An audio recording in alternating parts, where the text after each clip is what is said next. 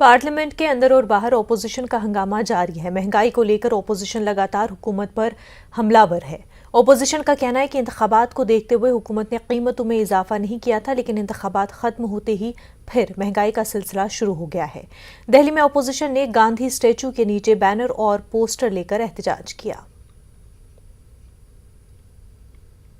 हम जो प्रोटेस्ट कर रहे हैं कल सदन में भी उठाए थे और सदन को भी स्थगित करने का वक्त आया कि हम ये चाहते हैं जो ये मोदी सरकार 5 राज्यों के चुनाव होने के बाद ये डीजल, पेट्रोल, गैस और केरोसिन से लेकर बढ़ोतरी करेगी।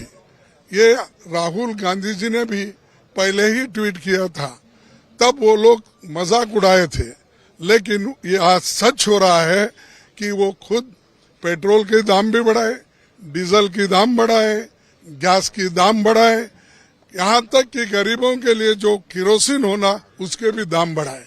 10,000 करोड़ रुपए लूटने की साजिश ये सरकार की है, कर रही है। उसीलिए उसके प्रोटेस्ट में यानी लोगों के इस ग्रीवेंस को देश के सामने लाना, सदन के सामने रखना, सदन के बाहर रखना, ये कोशिश हमारी है। इसीलिए आज ये प्रोटेस्ट कर रहे हैं। See, you know that the government has been hiking up the prices of petroleum products, including cooking gas, in such an exorbitant manner that it has become an uphill task of the common people to consume the petroleum products. However, it is the absolute necessity of the common people.